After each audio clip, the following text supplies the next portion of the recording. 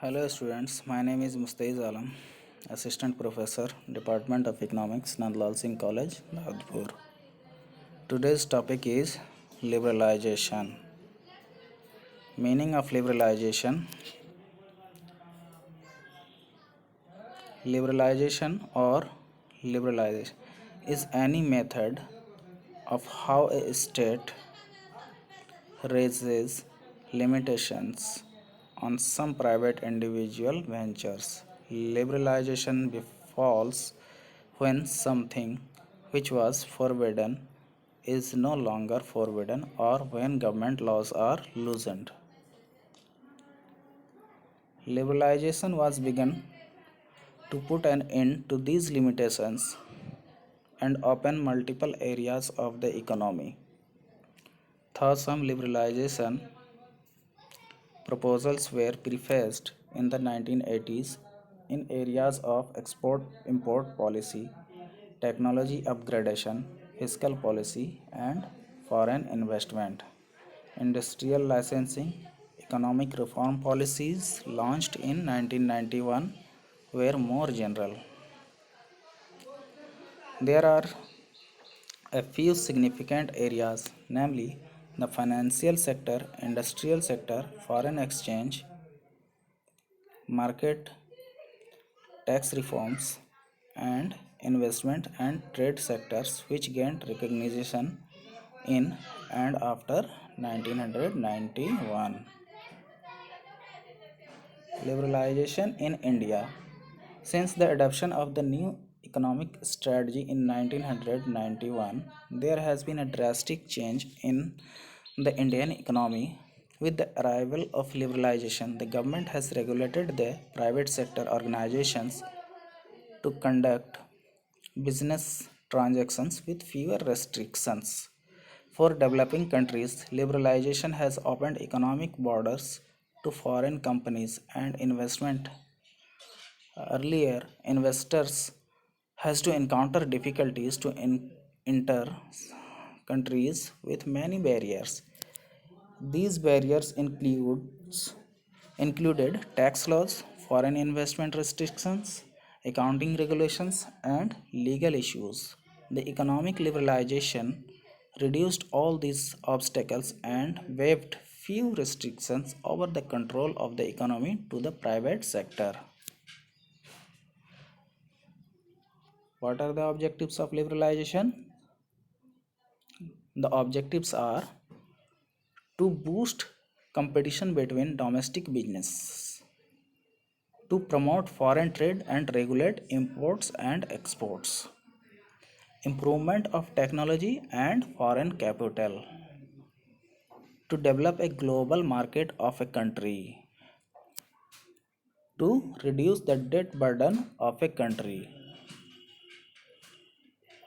to unlock the economic potential of the country by encouraging the private sector and multinational corporations to invest and expand, to encourage the private sector to take an active part in the development process, to reduce the role of the public sector in future industrial development, to introduce more competition into the economy with the aim of increasing efficiency. The main elements of economic policy of liberalization in India are as follows: deregulation of industries. The government has removed the industrial licensing requirement from all industries except for a short list of 18 industries, which number has been now reduced to only 6 industries. Except for these 6 industries mentioned in the list, all other industries, irrespective of how big investment is involved, have been freed from the provisions of compulsory licensing. The exemption from licensing will be particularly helpful to many dynamic small and medium entrepreneurs who have been unnecessarily hampered by licensing system. Second, amendments in MRPT, MRTP. Monopolies and Restrictive Trade Practices Act with a view to ensure higher productivity and competitive advantage in the international market. The interference of the government through MRTP was restricted.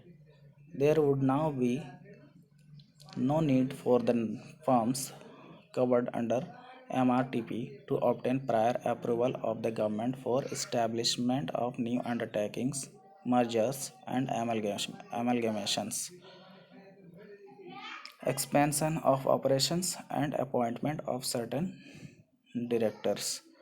In fact, new industrial policy unshackled many of the provisions which acted as brakes on the growth of large private corporate sector.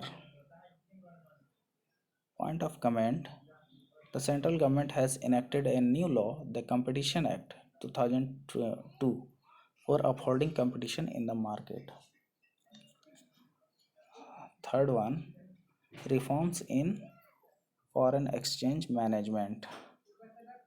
The central government has abolished FERA, Foreign Exchange Regulation Act, and enacted FEMA, Foreign Exchange Management Act. Under the liberalized exchange management system, value of rupee is determined by the market forces of demand and supply.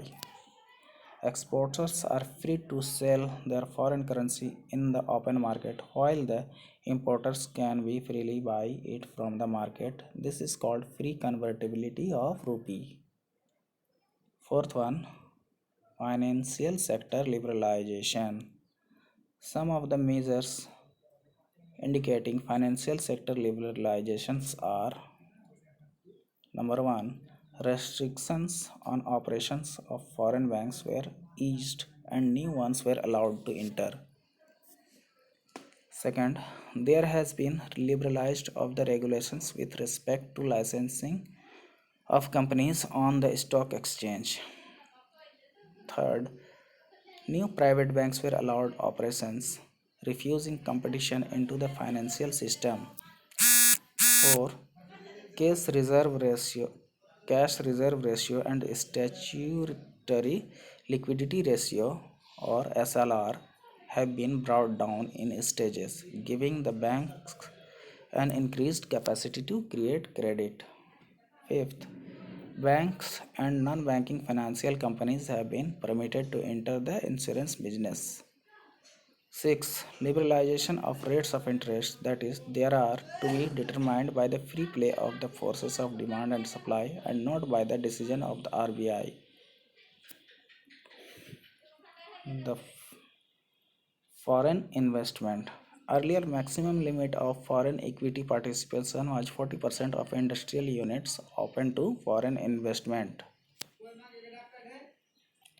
Under new economic liberalization policy, the following concessions were allowed. Foreign equity participation was raised to 51% for 34 high priority industries. Government also added another list of 9 industries for which automatic approval up to 74% would be allowed. 100% equity is permitted in cases of mining, projects for electricity generation, transmission and distribution, ports, harbors, oil refining, all manufacturing activities in SEZ, special economic zones, and some activities in telecom sector. The UPA government on 31st August 2004 announced a new scheme to establish free trade and warehousing zones FTWZs, wherein 100% FDI is permitted for establishment of zones and their infrastructural facilities. Foreign technology. Before 1991, technology agreements by an Indian company with foreign parties for import of technology required advance clearance from the government. However, the government realized that in the fast changing world of technology, the relationships between suppliers and users of technology must be a continuous one. The government will provide automatic approval for technology agreements related to high priority industries within a specified parameters. Indian companies will be free to negotiate the terms of technology transfer with their foreign counterparts according to their own commercial judgment. 7. Public sector policy. Public sector has shown a very low rate of return on capital invested. Most of the public sector enterprises have become a burden rather than being an asset to the nation.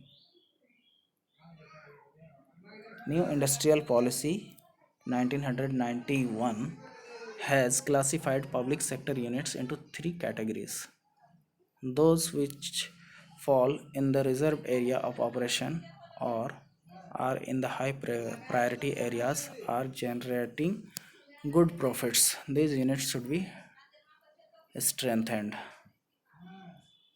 Second, those which be faltering, becoming weaker at present but are potentially viable, must be reconstructed.